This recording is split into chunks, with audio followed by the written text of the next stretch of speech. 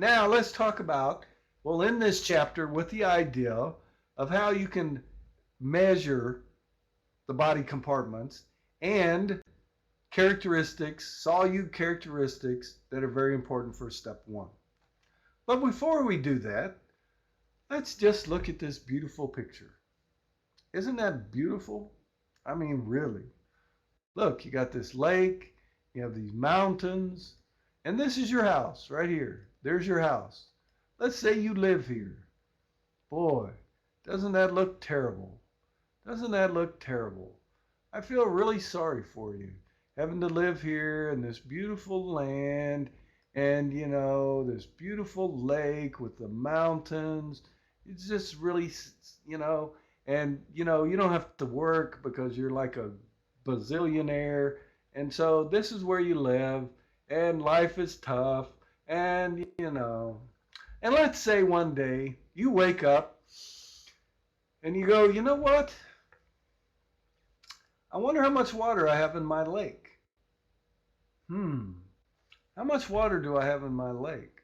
I wonder, is there a way to measure it? Is there a way to measure how much water's in my lake? Can that be done?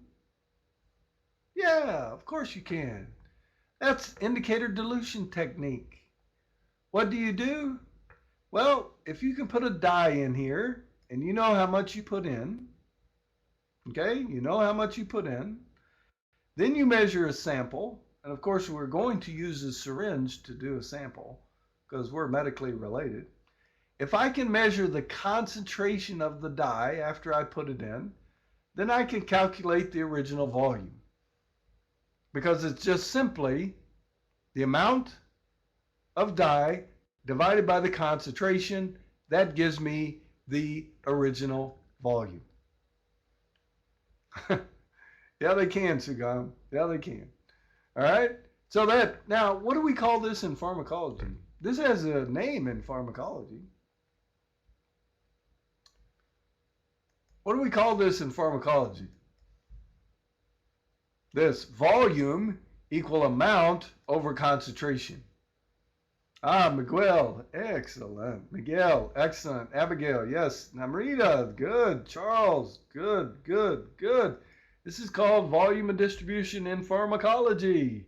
So it's, it's not just phys, it's also pharm. It's also very important construct, volume and distribution.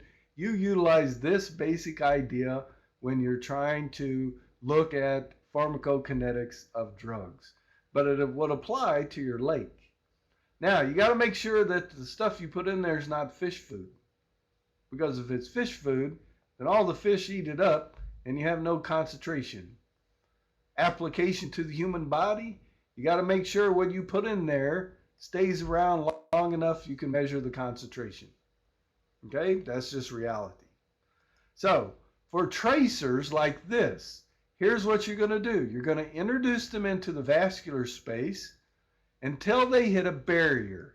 Two major barriers. We already know the two major barriers. All right? Capillary. So, if I want to measure the plasma compartment, I've got to put in a tracer that stays in the plasma. For example, albumin.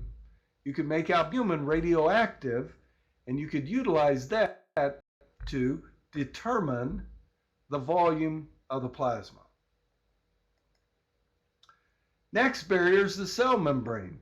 So if I want to measure the extracellular compartment, I got to make sure that my tracer doesn't cross the cell membrane. Things to look for on step one: inulin. Don't confuse this with insulin. This is inulin, not insulin. Also radioactive sodium, to a lesser degree sucrose and mannitol. Inulin is one of those, you really don't use it tons clinically, but it'll show up on the step exam for sure because it's very characteristic, very characteristic. It is a marker of GFR. We'll come back to inulin when we get to the kidney. Now, if I want to measure total body water, then the solute has to cross the cell membrane. So it's got to go through the capillary and the cell. What does that? Tritiated water, so I make water radioactive, And hey, we got that urea. Remember, urea can get inside cells. It can get inside cells. It may not be the fastest in the world, but it can do it. It can do it. So those are the properties. That's how we can determine what compartments to measure.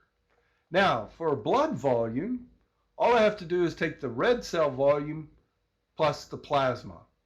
Because blood volume is, as we already indicated, plasma plus red cells. So I can determine blood volume by taking plasma volume divided by 1 minus the crit. Okay, and the crit is just simply, as you well know, it's the percent of the blood volume that is occupied by red cells. Now, here's a quick way to do it if you just want to estimate it. Okay, blood volume is about 8% of the body weight in kilos. So a 70-kilo individual has a blood volume of approximately 5.6 liters. So if you need a rough estimate, there's a quick rough estimate that may be applicable for some questions on step 1.